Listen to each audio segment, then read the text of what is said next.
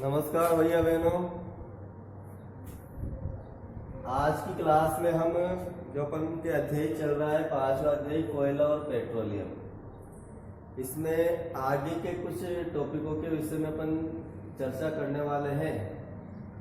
इसमें पिछली क्लास में अपन ने पढ़ा था कोयले के बारे में, यानी कि कोयला जो होता है वह कैसे अपन को प्राप्त होता है। तो इसमें अपन ने कोयले की कहानी अपन ने पढ़ी कि कोयला कैसे अपन को प्राप्त हुआ है।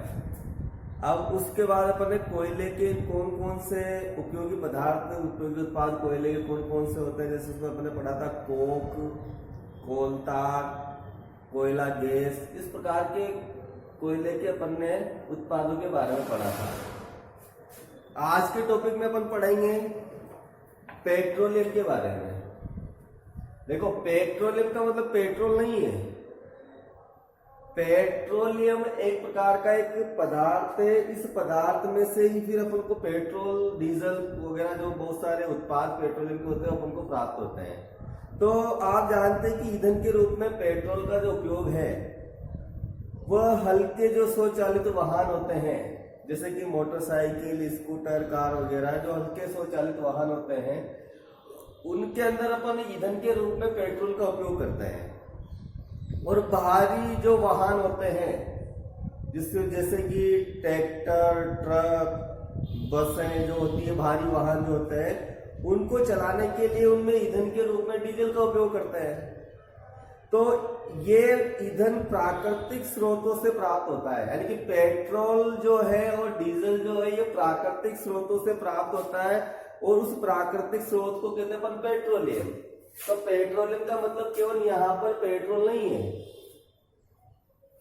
एक प्रकार का प्राकृतिक स्रोत है, एक पदार्थ है पेट्रोलियम। उस पेट्रोलियम में से फिर अपन को उत्पाद के रूप में पेट्रोल भी प्राप्त होता है और डीजल भी प्राप्त होता है।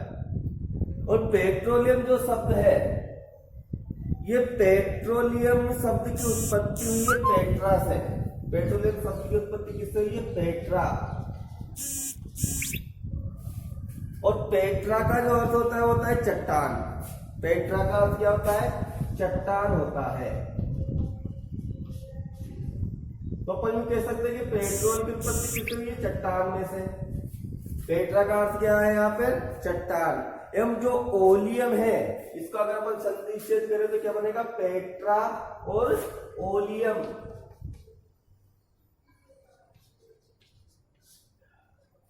ओलियम का अर्थ होता है यहाँ पर तेल। ओलियम का अर्थ क्या होता है? तेल होता है।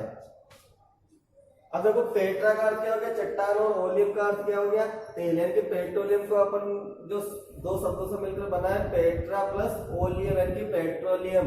तो इसलिए इसको अपन चट्टान का तेल भी कहते हैं। पेट्रोलियम जो होता है, पेट्रोलियम जो पदार्थ होता है, उसको अपन क्या कहते हैं? चट्टान का तेल भी कहते हैं, क्योंकि ये जमीन के नीचे चट्टानों के मध्य में से निकाला जाता है। एक प्रकार का प्राकृतिक स्रोत है, प्राकृतिक ईंधन है। तो इसको भी जैसे कोयला जमीन में से खुदाई करके निकाला जाता है, वैसे जो पेट्रोलियम पदार्थ होता है उसको भी जमीन के नीचे से, चट्टानों के बीच में से इसको निकाला जाता है। इसलिए इसको अपन चट्टान का तेल भी अपन कहते हैं। और पेट्रोलियम कैसे बनता है? पेट्रोलियम का निर्माण अगला टॉपिक पढ़ेंगे। इसमें अपन पेट्रोलियम का निर्माण, जैसे अपन ने कोयले की कहानी पढ़ी, कोयला कैसे बना, वैसे जो ऐसे जमीन के नीचे चट्टानों के बीच में जो पेट्रोलियम बना है, कैसे बना है? तो देखो, पेट्रोलियम का निर्माण समुद्र में रहने वाले जीव जंतुओं से हुआ है। समुद्र के अंदर जो जीव जंतु होते हैं, उन जीव जंतुओं से पेट्रोलियम का निर्माण हुआ है। जब ये जीव जंतु मृत है, यानी कि जब इनका जीवन काल पूरा हो जाता है तो ये मृत हो जाते हैं, तो इनके शरीर समुद्र के पेंदे में जाकर जम जाते हैं। यानी कि जब समुद्री जो जीव हैं वो मृत हुए, तो मृत होने के बाद उनका शरीर समुद्र के पेंदे में जाकर जम गया और तेल, रेत तथा मिट्टी की तहों के नीचे ढक गया, कि उनके ऊपर रेत और मिट्टी जमती गई। और फिर लाखों वर्षों में वायु की अनुपस्थिति, क्योंकि वहां पर नीचे अब वायु नहीं है, तो वायु की अनुपस्थिति, उच्च ताप व उच्च दाब ने इन मृत जीवों को पेट्रोलियम में बदल दिया। ध्यान में आ गया होगा, जैसे सेम वैसा का वैसा ही कोयले का निर्माण जैसे होता है सेम वैसे के वैसे पेट्रोलियम का निर्माण होता है। यानी कि समुद्री जो जीव होते हैं वो मृत हुए, मृत होने के बाद उनका शरीर समुद्र के पेंदे में चला गया और उसके ऊपर रेत और मिट्टी की तरह उनके ऊपर जमती गई और वायु की अनुपस्थिति और उच्च दाब और दाब के कारण वो जो जीवों का जो मृत शरीर है वो किस में बदल गया, पेट्रोलियम में बदल गया और प्राकृतिक गैस में बदल गया। पेट्रोलियम और प्राकृतिक गैस दोनों बनने की प्रक्रिया सेम है। और पेट्रोलियम और प्राकृतिक गैस जो होते हैं ये दोनों ही क्या है, एक प्रकार के प्राकृतिक स्रोत हैं, क्योंकि प्रकृति से अपन को मिले हैं, अपन ने तो बनाए नहीं, तो इन दोनों को अपन क्या कहते हैं, प्राकृतिक स्रोत कहते हैं। अब इसमें एक जानकारी के रूप में मैं आपको बताता हूं कि विश्व का जो पहला तेल का कुआं है, यानी कि नीचे जैसे अपन की खुदाई करते तो कुएं उसमें से पानी आ जाता है, कुआं बन जाता है, वैसे जमीन के नीचे जो पहला विश्व का जो पहला तेल का कुआं मिला वह पेंसिल्वेनिया में एक स्थान है अमेरिका में। वहां पर 1859 के अंदर वो ड्रिल करके, यानी कि ड्रिल के द्वारा छेद करके पाइप डालकर वहां से पेट्रोलियम पदार्थ निकाला गया। और 8 वर्ष बाद 1867 में असम के माकुम नामक स्थान पर तेल का पता चला। भारत के अंदर असम में जो माकुम नामक स्थान है वहां पर तेल का पता चला। और भारत में जो अगर अपन देखें तो भारत के अंदर तेल असम, गुजरात, बॉम्बे हाई और जो गोदावरी और कृष्णा नदी के जो बेसिन है, डेल्टा है, वहां पर पेट्रोलियम पदार्थ पर्याप्त मात्रा में अपन के भारत के अंदर भी है।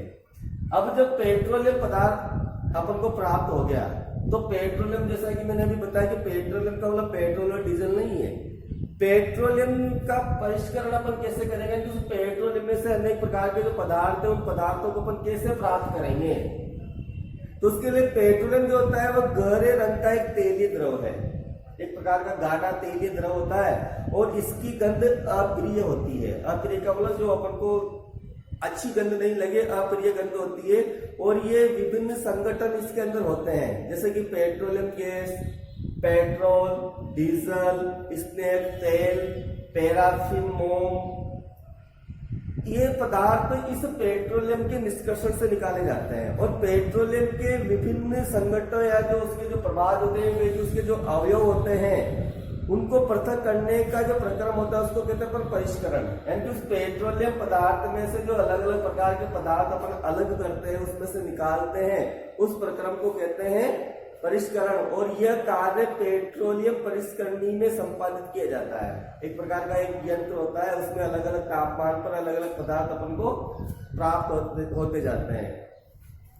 और पेट्रोलियम और प्राकृतिक गैस से अनेक उपयोगी पदार्थ भी अपन को प्राप्त कर सकते हैं।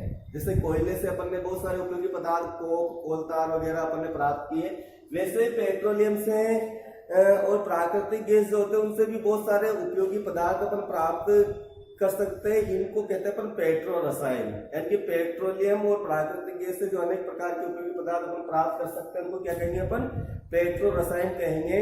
और इनका उपयोग जो अपमार्जक होते हैं या जो रेसे होते हैं, कृत्रिम रेसे जो होते हैं मनुष्य के द्वारा बनाए जाने वाले, जैसे पॉलीएस्टर है, नायलॉन है, एक्रिलिक है, ये उसके अलावा पॉलीथीन और मानव निर्मित जो प्लास्टिक है, इनके औद्योगिक निर्माण में फिर इस पेट्रो रसायन का भी उपयोग करते हैं। और प्राकृतिक गैस से प्राप्त हाइड्रोजन गैस का उपयोग जो होता है उसको जो अपन के उर्वरक होता है, जैसे कि यूरिया होती है, उसके उत्पादन में भी इसका पेट्रो रसायन का उपयोग अपन करते हैं। और अपने बहुत अधिक व्यवसायिक महत्व के कारण पेट्रोलियम जो होता है, क्योंकि रासायनिक बहुत बड़ा महत्व है, अगर यूं कहे कि एक दिन अगर पेट्रोल नहीं मिले तो उसका बहुत बड़ा आर्थिक नुकसान अपन को हो सकता है। इसलिए जो पेट्रोलियम जो है, उस पेट्रोलियम को एक प्रकार से काला सोना भी कहा जाता है। कि सोने की कीमत अपन मानते हैं कि वो सोने की बहुत कीमत और बहुत मूल्यवान धातु होती है,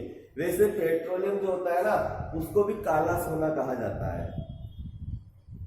तो ये कुछ पेट्रोलियम के बारे में अपन ने आज पढ़ा। अब इसमें अगले टॉपिक में अपन प्राकृतिक गैस के बारे में और प्राकृतिक संसाधन कितनी मात्रा में प्रकृति के अंदर, ऐसे कुछ टॉपिकों में अपन अगले क्लास के अंदर अपन चर्चा करेंगे। आज अपन ने पेट्रोलियम के बारे में पढ़ा है, इस पर आधारित क्वेश्चन आंसर आपको अपने विद्यालय के व्हाट्सएप ग्रुप में मिलेंगे, उसमें से आपको क्वेश्चन आंसर करना है। आज के लिए इतना पर्याप्त है, धन्यवाद।